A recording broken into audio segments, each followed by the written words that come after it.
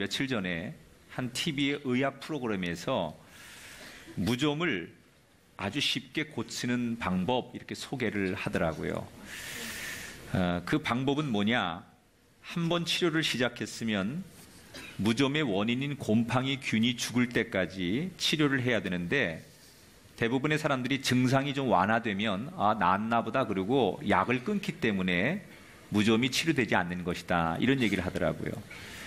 대개 손톱은 한 두 달 이상 약을 먹어야 되고 발톱은 한 3달 이상 약을 먹으면 완치가 된다. 근데 겉으로 뭐 한 주, 2주 정도 약 먹고 괜찮아지면 괜찮은가 보다 하고 약을 끊기 때문에 현상은 고쳐진 것 같지만 그 안에 본질적 그 증상이 남아있기 때문에 무좀을 평생 고치지 못하는 것이다. 그런 얘기를 들었습니다. 저는 우리 인생도 그렇다고 생각합니다. 우리가 흔히 겉으로 드러나는 문제를 잘 해결하면 된다고 생각하지만 진짜로 필요한 것은 현상이 아니라 왜 이런 일이 일어났는지 본질적인 문제를 치료해야 됩니다. 그러니까 예를 들어서 우리가 현상으로는 물질 문제, 질병의 문제 이런 문제 해결되면 우리 인생이 해결되는 것 같지만 그건 절반의 치유가 된 거고 본질적인 치유, 완전히 전인적인 치유가 돼야만 인생이 완전한 치유가 된다라고 말할 수 있다는 거죠. 오늘은 누가복음 17장 11절부터 19절의 본문 말씀, 소위 나병 환자 10명의 이야기를 통해서 오늘의 주제를 함께 나누려고 합니다. 지금 예수님은 예루살렘을 향해서 가시는 거죠. 예루살렘을 향해 가는 목표는 분명합니다. 십자가를 지기 위해서 가시는 거예요. 그렇게 예루살렘을 향해 가는 도중에 많은 에피소드가 생기죠. 그래서 특별히 유대인들 가운데 바리새인들, 서기관들 이런 사람들에게 잘못된 신앙관에 대해서 예수님께서 비유를 통해서 그들을 가르치시고 교훈하시고, 그리고 지난 시간에는 이제 바리새인들이 아니라 예수님의 제자들에게 너희들이 제자로서 끝까지 사명을 감당하려면 이렇게 살아야 하고 이런 것들을 조심해야 된다라고 제자들에게 당부하신 제자론에 대해서 말씀을 함께 나눴고요. 오늘은 예수님께서 이제 계속 예루살렘을 향해 가시면서 갈릴리와 사마리아 경계를 지나가시게 됐다 그랬어요. 여러분, 보통 우리가 어느 지역의 경계는 항상 낙후되고 소외된 곳입니다. 예를 들면 강원도와 충청도 경계, 또 뭐 경상도와 전라도 경계, 이렇게 경계로 가면 여기도 아니고 저기도 아니기 때문에 거기는 아무래도 행정적인 이 서비스가 잘 미치지 않아요. 그래서 도로라든지 문화시설이라든지 이런 것들이 아무래도 낙후가 되다 보니까 거기 있는 분들은 좀 어렵게 사는 분들이 많습니다. 갈릴리와 사마리아 딱 경계라고 한다면 그곳은 그 당시에 가장 어렵고 낙후되고 힘들게 사는 사람들이 모여 있는 곳이다라고 생각하면 돼요. 근데 예수님이 예루살렘을 향해 가시는데 예루살렘으로 가는 길이 꼭 이 길밖에 없었을까요?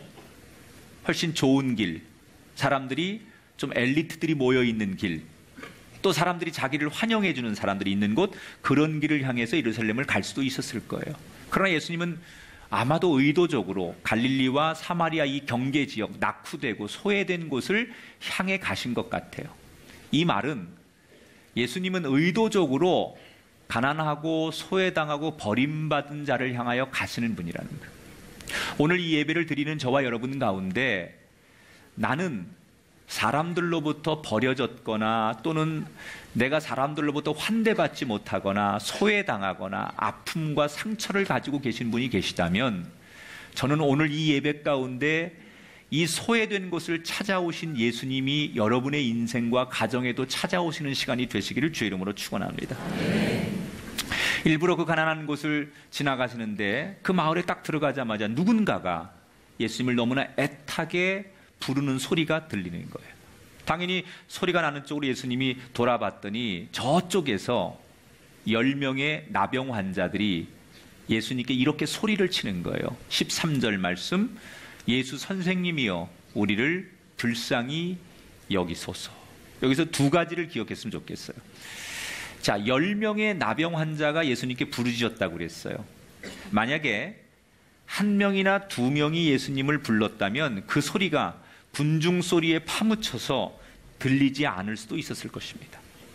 그런데 10명이 비록 나병 환자고 버려지고 사람들로부터 멸시를 당하는 사람이지만 그 약한 사람들이 10명이 힘을 모아서 함께 부르짖었더니 예수님이 그들의 소리를 들으셨대요.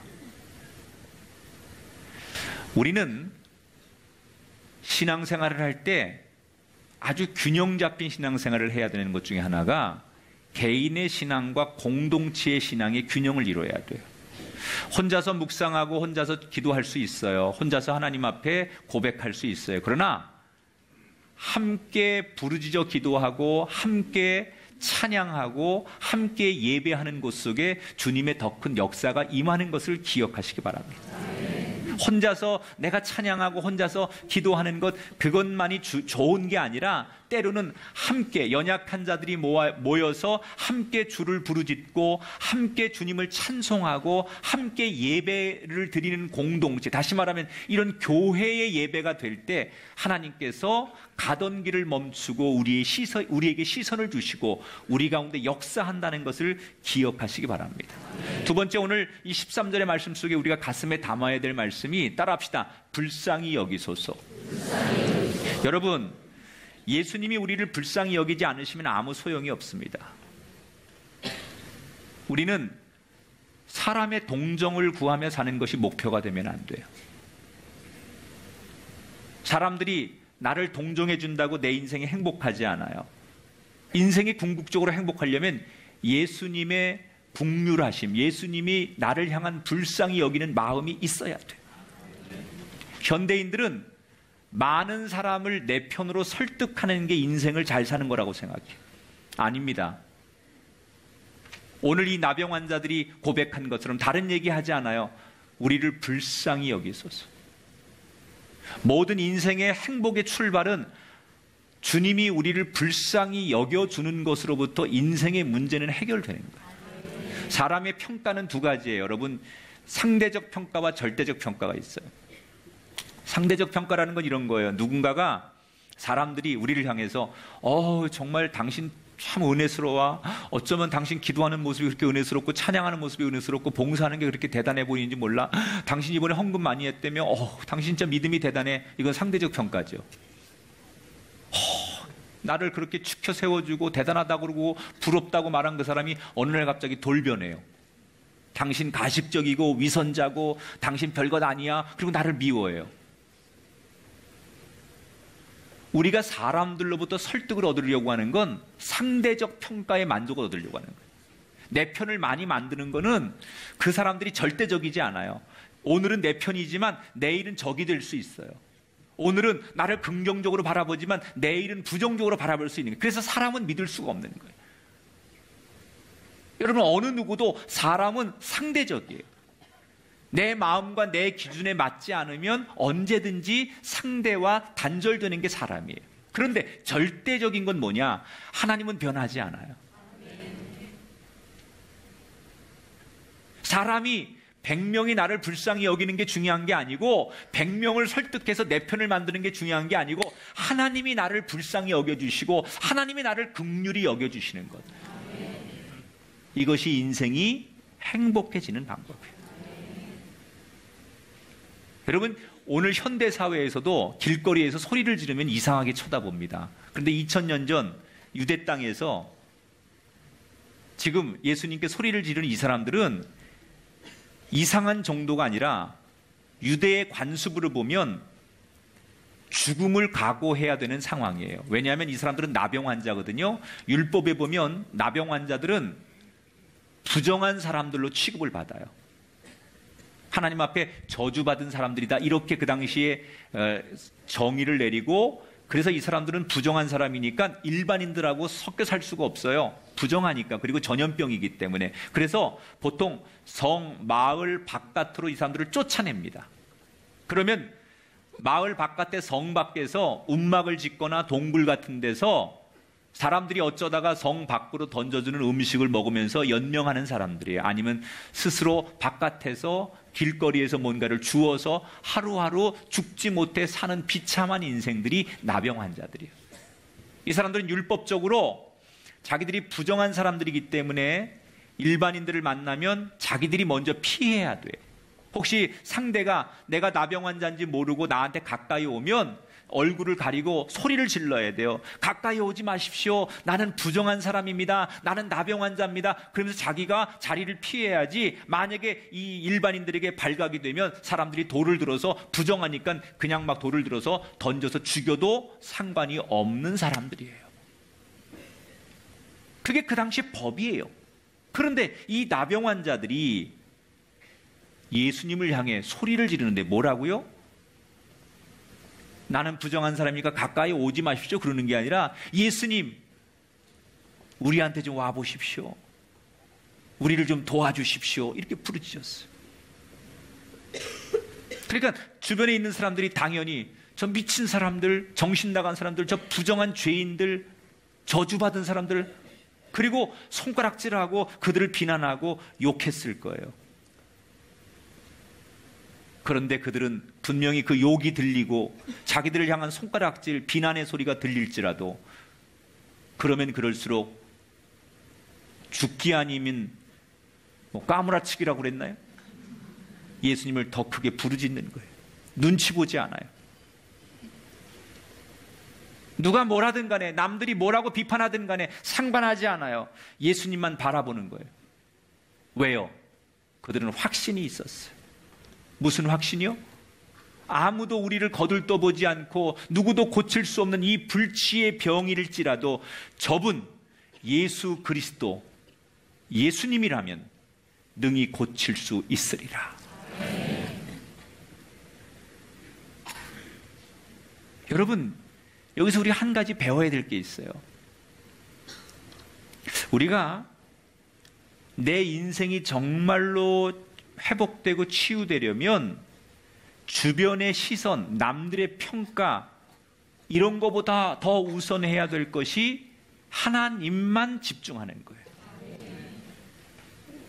우리가 되게 아주 중요한 것을 놓칠 때 보면 남들이 나를 어떻게 말하는지, 이 시선 때문에 중요한 찬스를 놓쳐요. 세상에 살면서 우리에게 가장 많이 하는 얘기 가운데 현대인들에게 눈치껏 해, 눈치가 있어야 성공해, 눈치 빠르게 행동해야만 살아남아, 이런 얘기를 참 많이 합니다. 근데 여러분, 눈치라고 하는 얘기가 뭐예요? 결국 다른 사람들이 뭐라고 하는지, 다른 사람들이 어떻게 하는지 그걸 보고서 그 상대적으로 움직이라는 거거든요.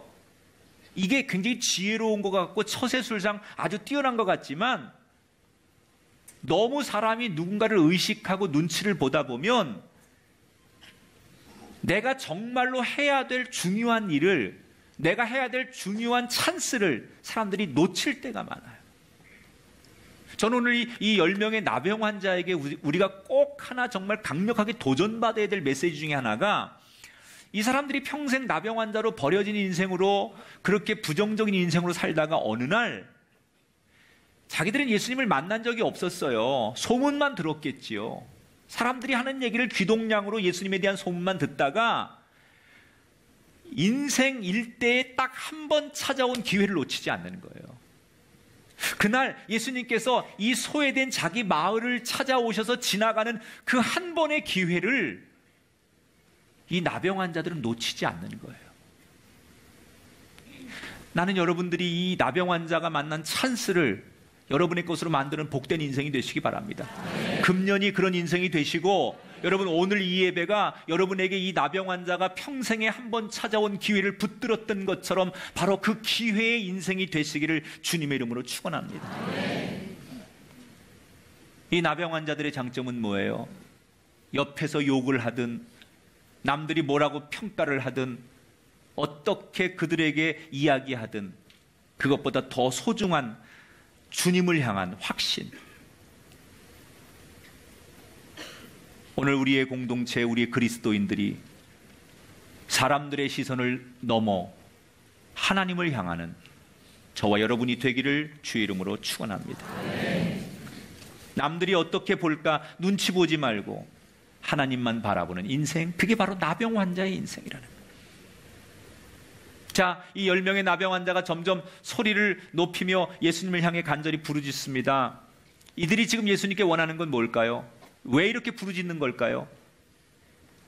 자기들이 갈 수 없으니 예수님 우리에게 오셔서 이 피오름 나는, 냄새 나는 이 문둥병, 이 병 위에 예수님 자비의 손을 얹어서 안수해 주시기를 바랬던 거예요. 그런데 이들은 그런 걸 기대하고 예수님을 불렀는데 예수님은 그들의 기대와는 다른 반응을 보이시죠. 14절, 예수님께서 보시고 이르시되 가서 제사장에게 너희 몸을 보이라 하셨더니, 안수기도를 해준 게 아니라 그냥 예수님이 한 가지 구두로 이야기를 하십니다. 뭐라고 명령하시느냐? 가서 너희의 몸을 제사장에게 보여주어라. 자, 왜 예수님이 이렇게 말했느냐? 이 말은 어떤 의미를 가지고 있느냐? 레위기 14장에 보면 나병 환자들이 병에 걸리면 어떻게 살아야 된다, 성 밖으로 쫓겨나야 되고 나는 부정한 사람입니다, 이렇게 해야 된다는 것도 있지만, 혹시 중간에 병이 고쳐지면 이 나병이라는 게 완전히 고쳐졌는지를 공식적인 그 확인을 받는 절차 중에 하나가 제사장에 가서 자기 몸을 보여서 제사장이 당신은 완전히 치유됐다라고 공식 인증을 해야만 사회로 돌아가는 거예요. 그러니까 제사장에게 몸을 보이러 간다는 얘기는 가서 내가 나았다라는 것을 공식적으로 인정받기 위해서만 찾아가는 거예요. 근데 예수님께서 지금 안수도 안 해주고 고쳐주지도 않고 뭐라고요? 그 병 그대로 제사장에게 가서 너희들의 몸을 보여줘라 그랬어요. 자, 이 말을 들은 10명의 나병 환자는 성경에 나오지 않지만 저는 분명히 두 그룹으로 나뉘었을 거라고 생각해요. 자기들의 기대와 달리 그 사랑의 손으로 어루만져주고 안아주고 허깅하면서 그 위로해주고 너희들의 병을 내가 고쳐주마 이렇게 하실 줄 알았는데 전혀 그러지 않는 예수님을 보면서 실망하고 오히려 분노하는 그룹이 있었을 거예요. 거봐, 우리가 들은 소문이 잘못된 거야. 어떻게 저분이 우리의 병을 고칠 수 있어? 저분도 별 볼 일 없는 분이야. 저분도 그냥 선지자 중에 하나지. 저분이 하나님의 아들인 게 분명해. 그리고 기대를 저버리고 실망하고 예수님께 분노를 표출하며 부정적으로 더 이상 제사장에게 가봐야 소용없어 라고 하는 부정적인 그룹이 한 그룹이 있었을 거예요. 그런데 또 한쪽 그룹에서는 아니야, 분명히 저분은 이전에도 우리같이 고칠 수 없는 수많은 환자들을 고치고 우리 같은 사람들을 긍휼히 여기셨던 분이라고 내가 분명히 들었어. 저분은 뭔가 다를 거야. 아니야, 우리가 저분이 하라는 대로 해보자. 우리의 상식으로, 우리의 논리로 우리가 이해가 되기 때문에 가는 게 인생길이 아니라 도무지 나는 이 길이 맞다고 생각하는데, 나는 이 길을 원하는데, 이게 내 상식 아니에요? 이게 여러분 논리잖아요. 여러분의 주장이 여러분 논리잖아요. 여러분의 생각이 여러분의 상식이잖아요.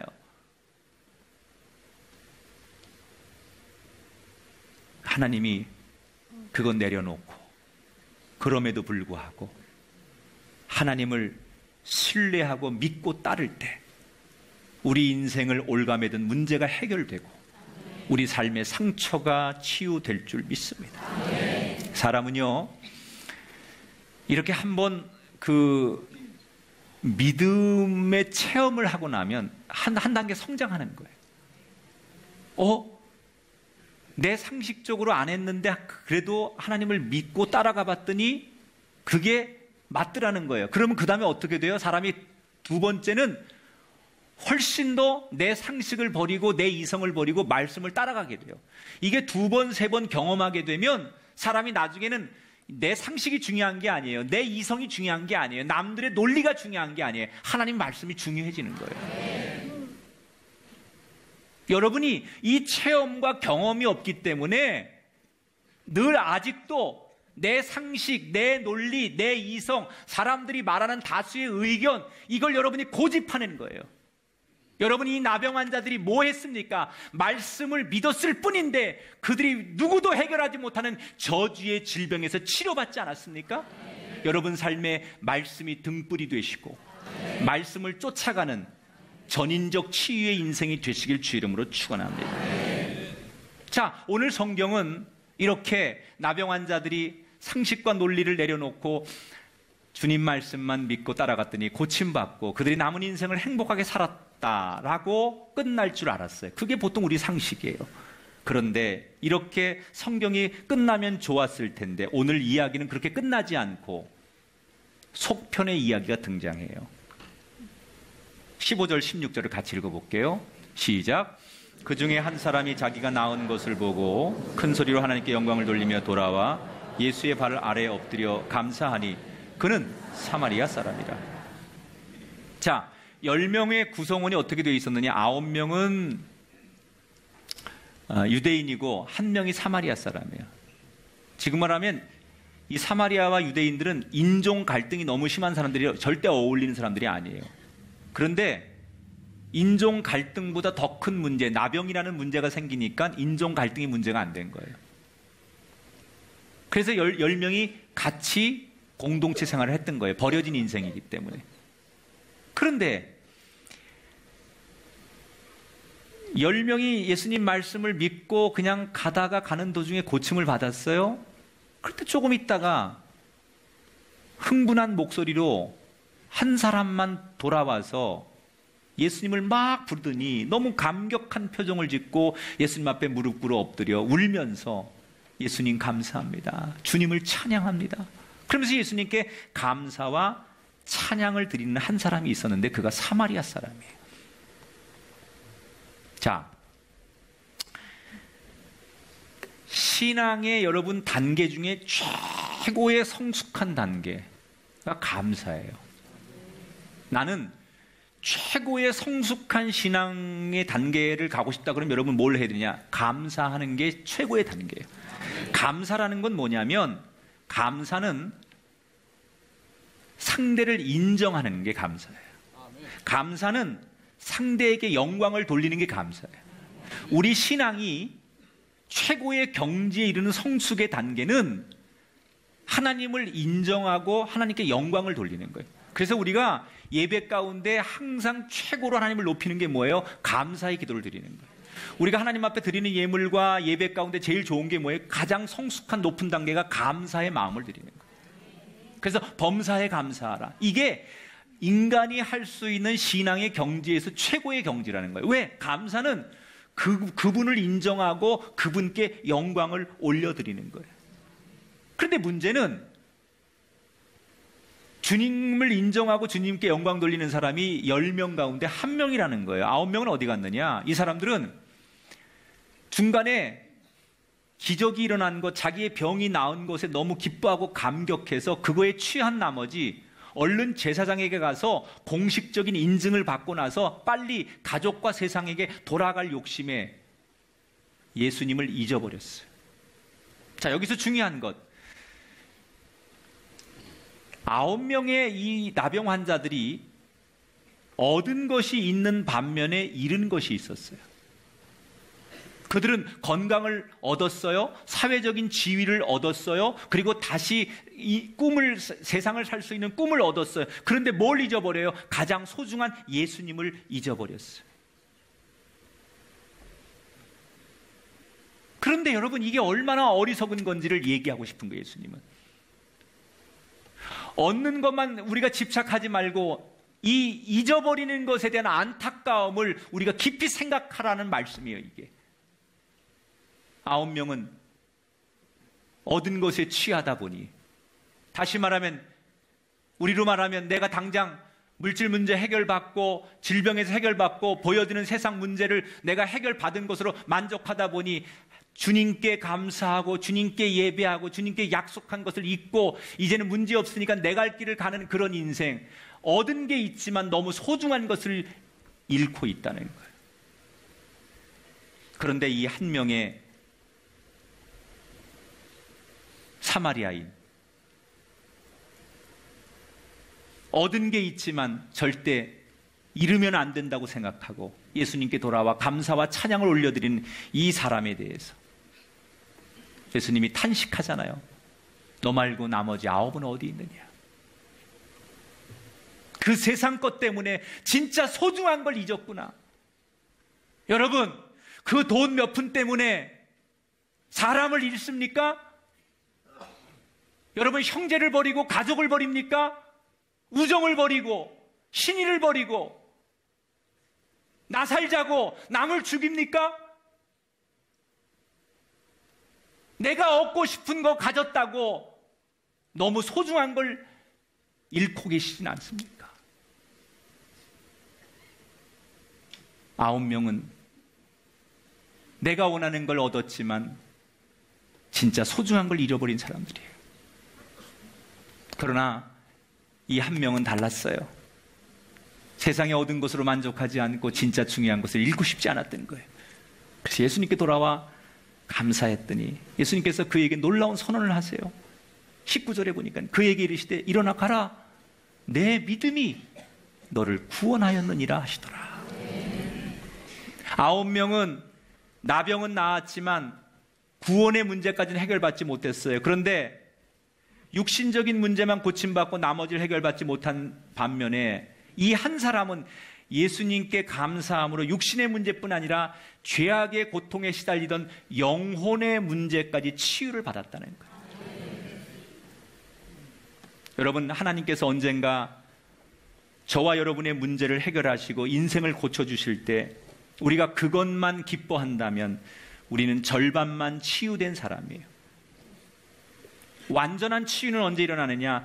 하나님께 감사하고 예배로 보답할 때. 절반만 치유된 것이 아니라 완전한 치유가 일어나는 줄 믿습니다. 우리가 지금도 질병과 가정과 사업과 경제, 자녀, 수많은 문제와 걱정거리를 놓고 하나님 앞에 기도합니다. 그런데 이렇게 기도하는 분 중에 적지 않은 분들이 이렇게 기대합니다. 내가 이 문제만 해결되면 소원이 없겠다. 이 문제만 해결되면 내 인생이 달라질 것이다. 여러분, 과연 그렇게 기도하는 게 맞습니까? 여러분이 정말 지금 그렇게 절박한 그 물질 문제, 사업 문제, 가정 문제, 자녀 문제, 그 문제에 매달려서 해결해 달라고 기도하는 것은 여러분 어떤 기도를 하는 거냐면 단지 내 삶의 절반의 치유만 여러분 기도하는 거예요. 완전한 치유는 이 문제가 해결된 뒤에도 내가 이 문제를 통해서 이 문제만 고치는 게 아니라 하나님을 아버지로 새롭게 만나고 이 문제 때문에 하나님을 더 가까이 만나는 것, 그래서 내가 죄에서 자유하고 구원받는 인생이 되는 것, 이것이 온전한 기도고 온전한 치유라는 거예요. 여러분, 성경에 나오는 위대한 믿음의 선배들의 고백은 한결같이 문제가 해결되고 나서 반드시 하나님 앞에 감사하고 예배하는 사람들이에요. 보세요. 한나가 자식이 없어서 늘 성전에 가서 흐느낍니다. 그런데 자식 문제가 해결된 다음에 그가 뭐라 고백합니까? 여호와와 같이 거룩하신 이가 없으시니 이는 주밖에 다른 이가 없고 우리 하나님 같은 반석도 없으심이니이다 그랬어요. 날 때부터 장애인으로 태어나서 늘 성전 미문에서 남들이 던져주는 동전으로 연명하는 이 구걸하던 성전 미문의 안진뱅이가 나사렛 예수 이름으로 고침받고 나서 그가 이렇게 말합니다. 사도행전 3장에 보니까 발과 발목이 곧 힘을 얻고 뛰어서서 걸으며 그들과 함께 성전으로 들어가면서 걷기도 하고 뛰기도 하며 하나님을 찬송하니. 여러분, 이 이야기가 사마리아 사람의 이야기, 그리고 한나와 안진뱅이 이야기, 그저 과거의 이야기가 아니라 여러분을 통해 지금도 이 자리에서 여러분의 삶에 이루어지는 이야기가 되기를 주의 이름으로 축원합니다. 우리는 문제만 바라보고 해결된 것에 기뻐하는 사람이 되지 마시고 다시 돌아와 하나님 앞에 그것 때문에 더 가까워지는 사람, 하나님을 인정하는 사람, 그래서 절반의 치유가 아니라 이 사마리아인처럼 온전한 치유를 경험하는 한 사람이 되기를 축복합니다. 저는 이 설교를 준비하는 내내 마음이 무거웠어요. 왜냐하면 이 10명의 문둥병자가 내 이야기 같았어요. 아니, 우리 성도들을 생각하면 바로 여러분들의 이야기 같았어요. 우린 번듯하게 오늘 수 없는 사람 속에서 교제하는 것 같고 수 없는 사람 속에서 위치가 있는 것 같고 역할이 있는 것 같지만 저와 여러분은 고독합니다. 현대인들은 수 없는 사람들이 내 옆에 있는 것 같지만 버려진 인생들입니다. 내 마음을 누구에게 솔직히 표현하지 못하는 외롭고 고독한 인생이 우리입니다. 가족이 있지만, 부부가 있지만 이미 심리적으로 남처럼 살고 있는 부부가 얼마나 많습니까? 부모 자식의 관계지만 마음으로 신뢰하고 존경함 없이 살아가는 부모 자식이 얼마나 많습니까? 내 전화기 목록에는 수 없는 사람들의 이름이 있지만 진짜 내가 숨 막힐 때 내 마음을 나눌 단 한 명의 친구가 없이 우리는 어쩌면 군중들 속에 고독해하는 성 밖으로 버려진 10명의 나병 환자처럼 외로움과 고독과 버려진 인생에 몸부림치며 사는 사람일지 몰라요. 우리 이야기 아닙니까?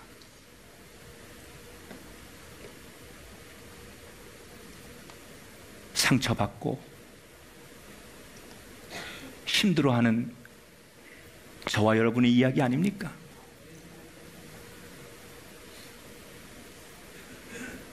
기회를 붙드십시오. 예수님의 말씀을 붙드십시오. 따라합시다. 인생에는 쉼표가 필요합니다. 이 나병 환자들은 인생에 쉼표가 필요했던 것 같아요. 이 사마리아인이 나병이라고 하는 원하지 않는 인생의 쉼표 때문에 그는 극적으로 절반의 치유가 아닌 온전한 치유자가 됐던 것처럼 저와 여러분의 인생 속에 때로는 버려지고 남들로부터 짓밟히고 인정받지 못하고 사랑받지 못하는 삶을 살 때 그것은 하나님이 내 인생에 쉼표를 주시는 거예요. 육신의 질병을 치유받는데 공식적 절차를 밟는 건 제사장이 해줄 수 있어도 그 영혼의 질병으로부터 자유케 하시는 것은 예수님만 하시는 거예요. 절반의 치유에 만족하십니까? 아니면 온전한 치유를 향해 가고 계십니까? 우리 다 부족한 사람들이에요. 저를 비롯해 여기 있는 분들 다 연약한 사람들이에요. 지금은 우리가 힘을 합쳐 주를 부르짖어야 돼요. 주님, 우리를 불쌍히 여겨 주시옵소서. 이 나라를 불쌍히 여겨 주시옵소서. 우리의 자녀들을 불쌍히 여겨 주옵소서. 이 간절함, 이 부르짖음이 있을 때 주님이 우리를 향한 또 다른 은총의 역사가 우리 가운데 시작될 줄 믿습니다.